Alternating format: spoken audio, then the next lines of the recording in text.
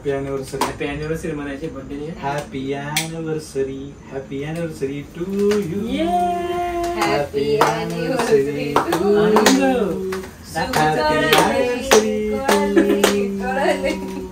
Happy anniversary to. अरे त्याच्यावर दारू.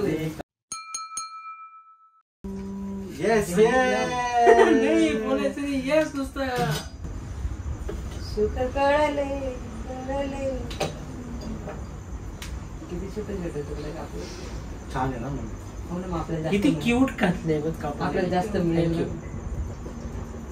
झालं तुमचं एकमेकांचं प्रेम व्यक्त झालं असेल तर आम्ही नाही नाही गप्पे थांब ग. नाही नाही नाही नाही नाही लागून जाईल सुरू.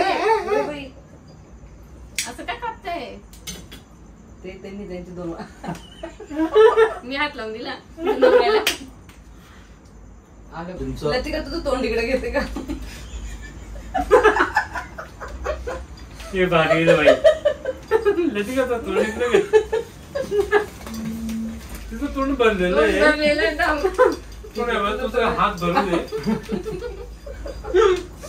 कोण ठेवलं अवघड आहे. आता मी तर बसेल तू आज पुढे आण. बरं तुम्ही आज जो नवीन प्रवास सुरू केलेला आहे अरे बाप्पा लिहिलंय ना कविता. त्याच्यावरती तुमच्या या क्षणाला उद्देशून काही ओळी आहेत. हो ना. कारवा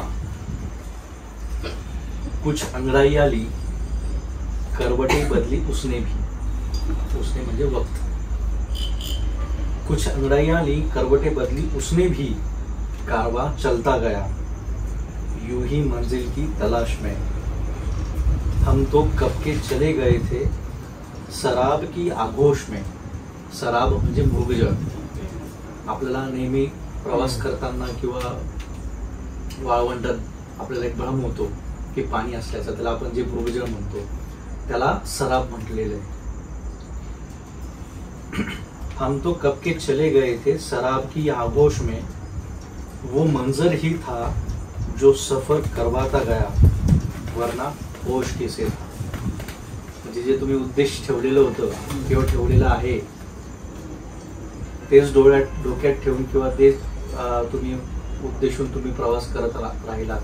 म्हणून त्याच्यासाठी असं म्हटलंय की वो मंजर ही था जो सफर करवाता गया वरना होश किसे था. भारी भारी. ते तुमच्या प्रवासासाठी. थँक्यू. पण आता आमचं चॅनल मराठीत आहे ना. हा पण म्हणजे मराठी मराठीच आहे. हिंदी घाली तिथं आणि मराठी करा आणि तर हिंदी कविता. केव्हापासून मराठी चॅनल सुरू करा सांगत होते आणि स्वतः बरं, हिंदी. मराठीत ऐका चला. अनफिल्टर्ड आहे ना. ठीक आहे चला मराठीत ऐका चला. तू आहे ना नाही म्हणजे प्रवासाच्याच बाबतीत आहे.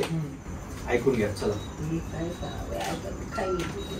जाता जाता जाता जाता कधीतरी चुकून पुन्हा त्या वाटेने जावं. ते आपण यूज करू शकतो जर चांगला आला तू मजार मग तू बोलतो पण आहे, नाही ना. तू घेणं करते ना.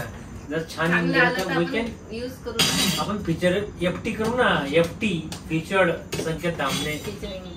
खाऊन घेतलं 2 वेळा. माझं तोंडच दिलं नाही तुला.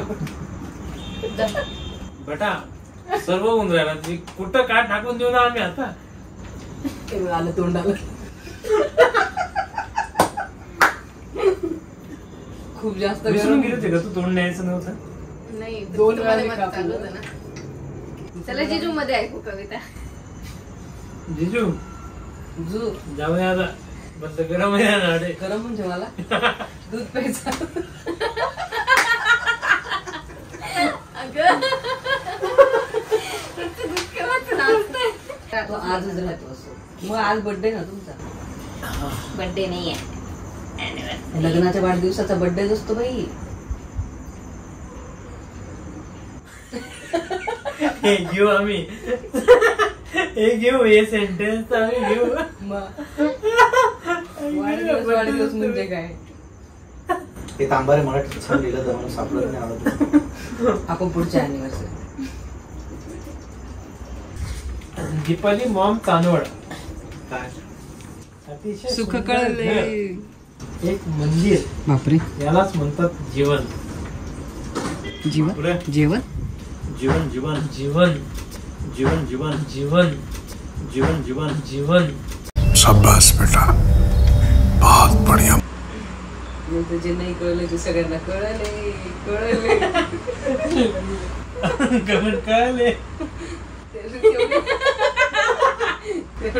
आम्हाला कळले. ते आपलं काय होतं तामिनी नाटक जातात ना. बुचके. नाही बुचके तर लोकांना अटक गया. ते तामिळीचं नव्हतं, ते मुळशीच होतं माझ्या बर्थडेचं.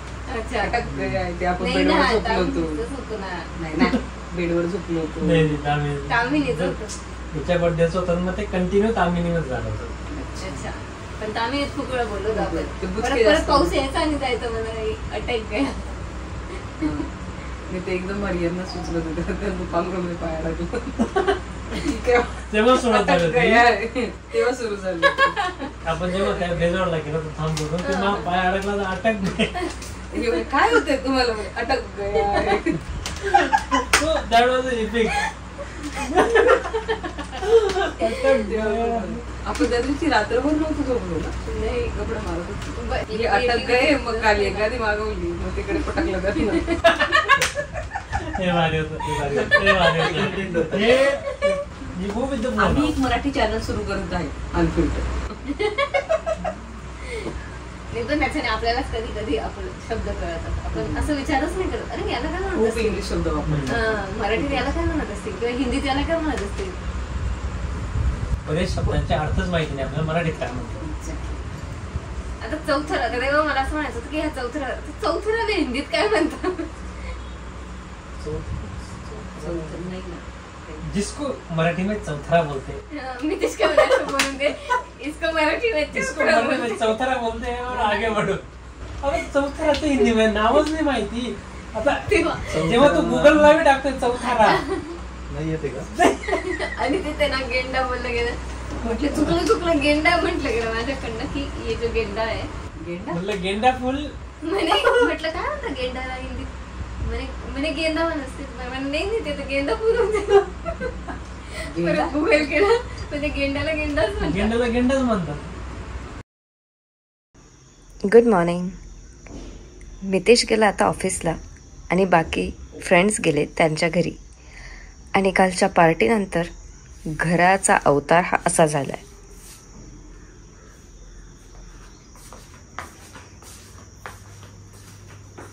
चला तर मग आता आवरायला सुरुवात करते मी. त्यानंतर मी पटापट सगळ्या गोष्टी आवरायला घेतल्या. सगळ्यात आधी हॉलपासून सुरुवात केली. सगळी अंथरुणं पांघरुणं जी वर पसरलेली होती ती आतमध्ये ठेवून दिली. सगळ्या पिलोज जागेवर ठेवल्या. त्यानंतर किचन आवरायला सुरुवात केली.